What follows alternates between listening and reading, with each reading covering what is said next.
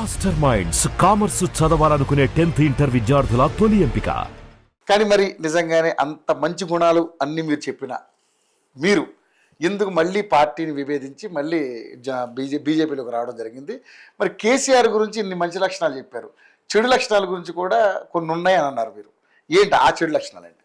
ఒక్కటేనండి, ఉద్యమం కేసీఆర్ వాళ్ళనో చెన్నారెడ్డి వాళ్ళనో ఉద్యమం రాలేదు. మరి కేసీఆర్ వల్లనే ఉద్యమం వచ్చిందని మాట్లాడేటోళ్ళకి ఏ సమాధానం చెప్తారు? కాదు. తెలంగాణ సమాజంలో తెలంగాణ అనేక సంవత్సరాలు అనుభవించిన అనుభవంలో తెలంగాణ గోస, తెలంగాణ బాధ, వీటన్నిటి నుంచి పుట్టిందే ఉద్యమం. చెన్నారెడ్డి కాలంలో ఎవడు ఉండే? కేసీఆర్ ఉండే. చెన్నారెడ్డి కాలంలో కేసీఆర్ లేడు కదా. ఆనాడు కూడా బ్రహ్మాండమైన సీట్లు వచ్చినాయి కదా, పార్లమెంట్ సీట్లు. ఆనాడు కూడా బ్రహ్మాండమైన పార్లమెంట్ సీట్లు వచ్చినాయి కదా. ఆనాడు ఎవరు? ఆనాడు కూడా 360 మంది అమరలైన్లు కదా. చెన్నాడు పాలోడు తెచ్చిండా? చెన్నాడు పాలోడు తెచ్చిండా? చెన్నాడు కొడుకు చచ్చిపోయిందా? చెన్నారెడ్డి కులపోడు చచ్చిపోయిందా? ఎవడో చచ్చిపోయాడు? ఒక్కసారి మీరు పరిశీలించండి. ఆనాడు బ్లాక్ గా చెన్నారెడ్డిని అనుకున్నారే అంటే ఎప్పటి నుంచో ఇది ఈ ఆంక్ష ఉన్నది.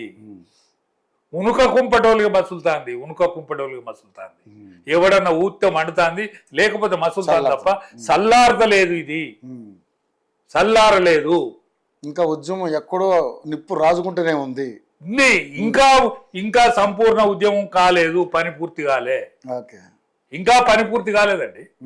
తెలంగాణ వచ్చింది కానీ తెలంగాణ బతుకులు బాగుపడలే. మా పిల్లలు బాగుపడతారు అనుకున్నారు, మా పిల్లల జీవితాలు ఇప్పుడన్నా వెలుగుతాయి అనుకున్నారు. అందరూ నట్టుకొని పని చేసిండ్రు. వంట వార్పు, అన్ని కులాలు వంటల వార్పు చేశారు. కవితమ్మ బతుకమ్మని ఆడింది అంటుంది. కవితమ్మ ఆడిందా బతుకమ్మ? కవితమ్మదా బతుకమ్మ? బతుకమ్మ బహుజనులదండి. బతుకమ్మ బహుజనులది. ఆమె శిబి పట్టుకున్నది, ఈ బతుకమ్మ శిబి ఆమె పట్టుకునే మా పిచ్చోళ్ళు ఉన్నారు కదా.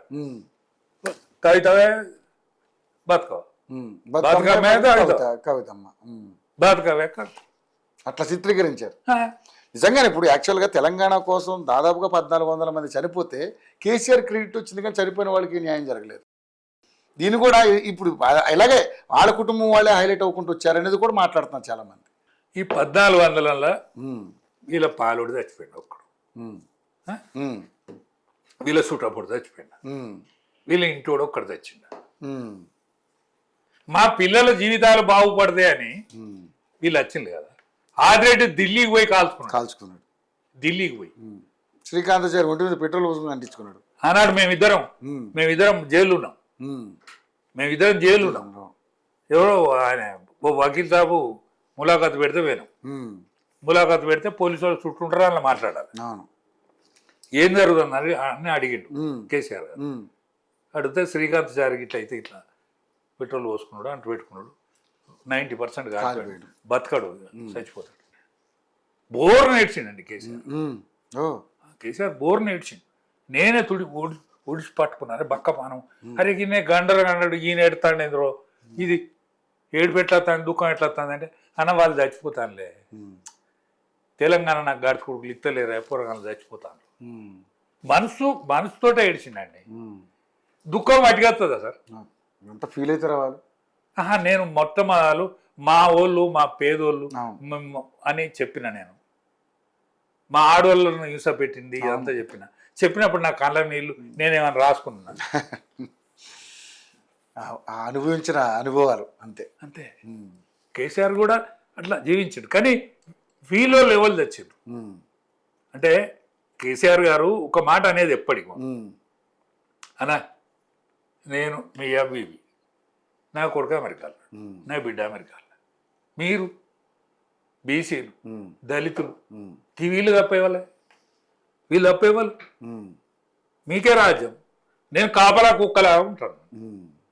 ఇవి డిఫరెన్సెస్ ఉన్నా. మీరు అడిగిన దానికి నేను చెప్పే డిఫరెన్స్ అంతే.